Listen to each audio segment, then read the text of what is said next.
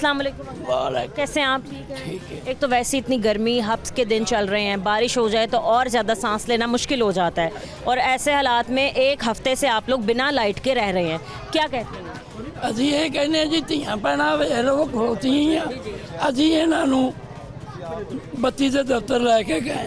ਧੀਆਂ ਭੈਣਾਂ ਦਾ ਲੋਕ ਹਯਾ ਕਰਦੇ ਨੇ, ਵਾਪਟਾ ਵਾਲਿਆਂ ਕਿਸੇ ਧੀ ਭੈਣ ਦਾ ਹਯਾ ਨਹੀਂ ਕੀਤਾ, ਸਮਝਿਓ।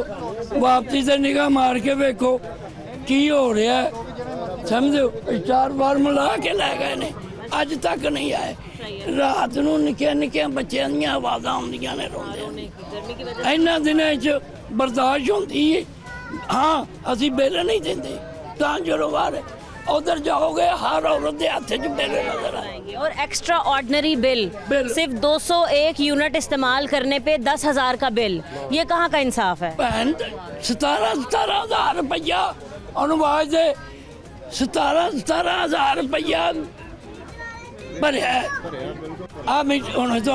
तो भाई हम कहें ना, इन दिनों में एक दिन में भाई अंकल 1 या 2 घंटे की भी लोड शेडिंग हो तो चलो मान लिया कि इधर तो 1 हफ्ता हो गया, 7 दिन हो गए। किन्ना को करिए परेशानी। धीयां भैणां नूं लैके दफ्तर गए हैं, SDO के पास, फिर भी उसको शर्म नहीं आई? ना जी ना, 2 दिन जाते रहे, 2 गए, कल भी ऐसे गए हैं, परसों भी गए हैं, कोई उन्होंने बस जाएं, आप जाएं, आपके जाते हुए हमारा ट्रांसफार्म अपड़ जाएगा। आप गए कंप्लेंट्स लेके सारे, मतलब काफ़ी लोग इकट्ठे होके आपने वहाँ गुजारिश की कि भाई साहब हमारी जो है इलाके की लाइट 1 हफ्ते से नहीं आ रही, आप आके इसका कोई मुस्तकिल हल निकालें, ठीक है? आप या तो ट्रांसफार्मर चेंज करें या आप अपने बंदे भेजें। फिर उसने क्या बोला? उन्होंने कहा जी जाएं, ट्रांसफार्म ठीक हो जाएगा। हम 2 दिन जाते रहे, हमने भी वीडियो बनाई हुई है, दफ्तर की सारी बनाई हुई है, हमें रोज़ लॉलीपॉप दे देते हैं कि आप जाएं और आपका काम हो जाएगा। जब हम इधर आते हैं तो फिर रात वैसे ही रात को ये उतार के ले गए हैं। पहले तो कह रहे थे हम चला के जाएंगे, बकायदा हम दूसरा रख देंगे, लेकिन वो फिर भी ट्रांसफार्मर वहाँ पर है ही नहीं। उन्होंने ले इसलिए चले गए, अब ना वो आएंगे, ना बात करेंगे, ना दफ्तर के चक्कर लगेंगे। तो इसलिए जो ना सारा काम इन्होंने ऐसे ही किया हुआ, हमारे से मोहल्ले से पैसे इकट्ठे करते हैं 200 400, ये इसको कभी वो टांका लगाना है, कभी हमने ये करना है। तो आपसे पैसे लेना जायज़ तो नहीं है, उनका बनता ही नहीं है, वो तो तनख्वाह लेते हैं, हमारे ही टैक्स के पैसों से तनख्वाह। हमारी मजबूरी, हमने तो देना, हमारे तो घर बेघर हुए हैं, ना पानी है, बातों में देखें कैसे बदबू फैली हुई है, सारी बीमारियां फैलने का खतरा। ये बताएं वो जो SDO का दफ्तर है वो यहाँ से कितनी दूर है? वो अली टाउन है, ज़्यादा दूर नहीं है।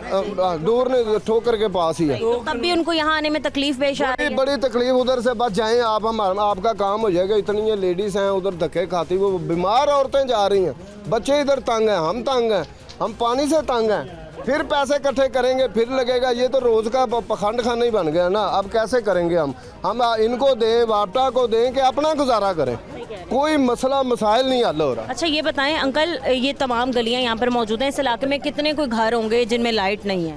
इस वक्त ये मुकम्मल हमारी गली मुकम्मल, ये 70 से 80 का बिल देखो, 35,258, 17,000 रुपया, 330 यूनिट। हाँ जी, आ देखो ये एसी भी नहीं है, कोई पंखा, एक पंखा। तो हमें इलाके पे देखने से पता चल रहा है कि बहुत आलीशान महल नहीं है कि हम कहें कि सारा दिन एसी चलते हैं, पंखे चलते हैं और यहाँ पर बाकी तमाम चीज़ें चलती हैं। नॉर्मल घर है, लोग ज़िंदगी गुजारने के लिए उतनी ही बिजली इस्तेमाल करते हैं जितनी उनको ज़रूरत है। 2.5-3 मरले का घर है, गरीब लोग हैं, किधर जाइए? आप ठीक है? बस ठीक है। लाइट नहीं आ रही पिछले 5 दिनों से? वो जेड़ा खादम है तरखान, वो पैसे मंगता साथों।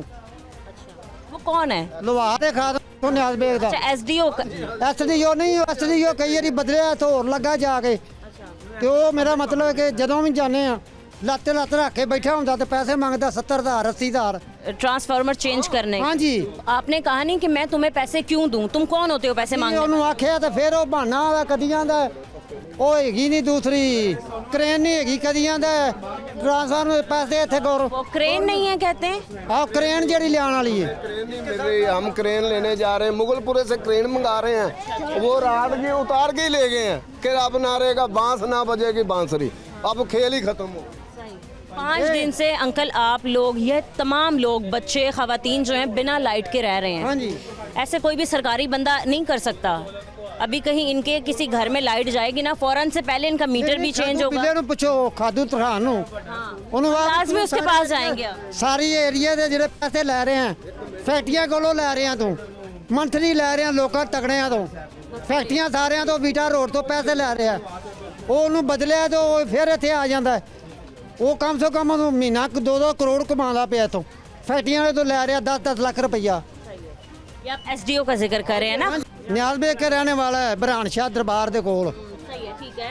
अच्छा, अब ना ये बताएं आप कि आप अगर तो मरीम नवाज साहिबा इस वक्त देख रही हैं जो हमारी वज़ीर आला पंजाब हैं, तो आप उनसे क्या शिकायत करना चाहेंगे कि हर इदारे में इस तरीके से मगरमच्छ बैठे हैं जो कि 2 नंबरी करते हैं, रिश्वत मांगते हैं, भत्ताखोरी करते हैं। अब आप सीएम से क्या मुतालबा करते हैं? ਅਸੀਂ ਤਾਂ ਮੁਤਾਲਬਾ ਸਾਡਾ ਬੱਤੀ ਦਾ ਹੀ ਹੈ ਸਾਡਾ ਕੋਈ ਹੋਰ ਅਸੀਂ ਆਪਣਾ ਕਮਾਨੇ ਆ ਤੇ ਖਾਣੇ ਆ ਸਾਨੂੰ ਤਾਂ ਕੋਈ ਮੁਤਾਲਬਾ ਨਹੀਂ ਸਾਡਾ ਤਾਂ ਬੱਤੀ ਦਾ ਮੁਤਾਲਬਾ ਹੈ। हाँ, और ये जो पैसे खा रहे हैं इनके खिलाफ ਇਹਨਾਂ ਦੇ ਖਿਲਾਫ ਕਾਰਵਾਈ ਕਰੇ ਆ ਖਾਦੂ ਲੁਹਾਰ ਨੂੰ ਇੱਥੇ ਰਹਿਣ ਨਾ ਦੇਵੇ ਇਹਨੂੰ ਜੋ 20 ਸਾਲ 25 ਹੋ ਗਏ ਨੇ ਇਹਦੀ ਜੋ ਬਦਲੀ ਹੁੰਦੀ ਤੇ ਕਿਉਂ ਨਹੀਂ ਜਾਂਦਾ ਕਿਤੇ ਵਜ੍ਹਾ ਤੋਂ ਨਹੀਂ ਜਾਂਦਾ ਅਸਲੀ ਜੋ ਵੀ ਨੂੰ ਮੰਥਲੀ ਦਿੰਦਾ ਸਾਰਿਆਂ ਲੋਕਾਂ ਨੂੰ ਪੈਸੇ ਦਿੰਦਾ ਜਿਹੜੇ ਜਿੰਨੇ ਉੱਤੇ ਅਫਸਰ ਨੇ ਸਾਰਿਆਂ ਨੂੰ ਪੈਸੇ ਦੇ ਰਿਹਾ ਹੈ ਤੇ ਤਾਂ ਇੱਥੇ ਬੈਠਾ ਹੈ ਫੈਕਟਰੀਆਂ ਜਿੰਨੀਆਂ ਨੇ ਇੱਥੇ ਰੀਏ ਸਾਰਾ 10-10 पैसे लेता है वो सबसे। कभी किसी ने कंप्लेन नहीं की कहीं ਉਹ जाके? ਅੰਦਰ ਰਹਿ ਕੇ ਆਇਆ ਸਾਰਾ ਕੁਝ ਕਰਕੇ ਆਇਆ